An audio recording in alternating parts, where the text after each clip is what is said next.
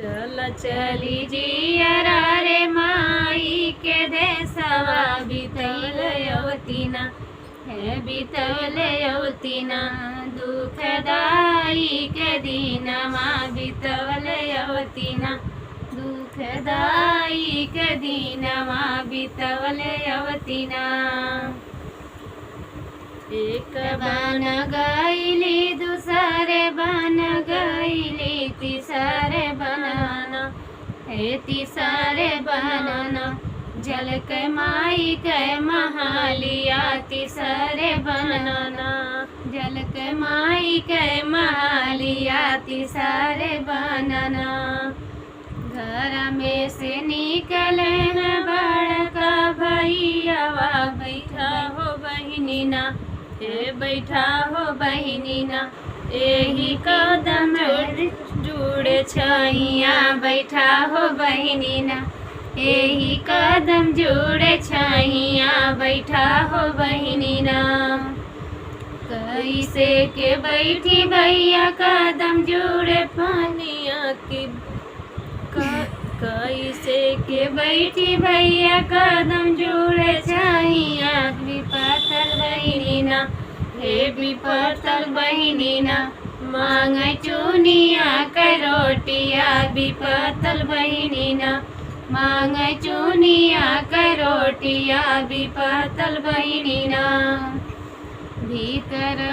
बाटू की बाहर रनिया की दई हो दे तू ना हो की दई हो दे तू ना वही चुनिया के रोटिया की दई हो दे तू ना वही चुनिया के रोटिया की दई हो दे तू ना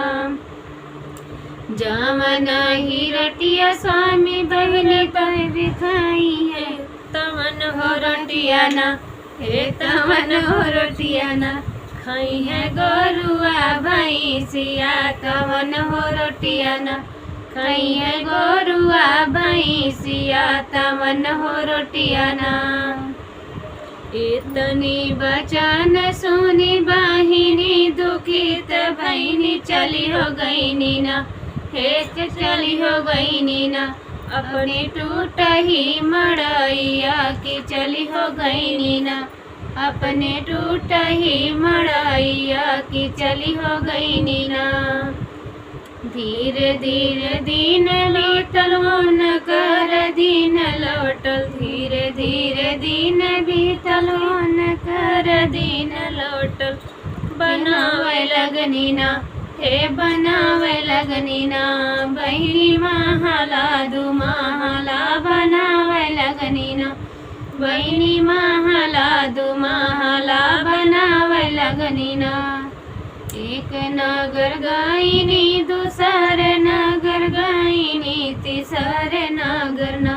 हे तीसरे नगर ना अपन भैया भौजिया नेवती होयनी ना अपन भैया भौजिया नेवती होयनी ना घोड़ावा चढ़ल आम जेठवा भैया बैठा हो भैया ना हे बैठा हो भैया ना मोरे महल जुड़े छैया बैठा हो भैया ना मोरे महल जुड़े छैया बैठा हो भैया ना बैठा हो भौजी ना यही लाली पिड़ैया बैठा हो बहिनी ना खाए के देहनी बहनी खीरिया पुड़िया पियई के देहनी ना हे पियई के देहनी ना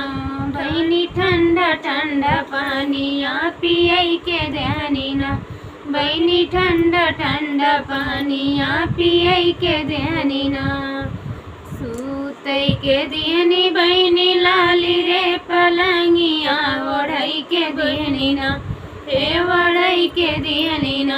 बहिनी रे समी चदरिया वड़ई के दियनी ना बहिनी रे समी चदरिया वड़ई के दियनी ना।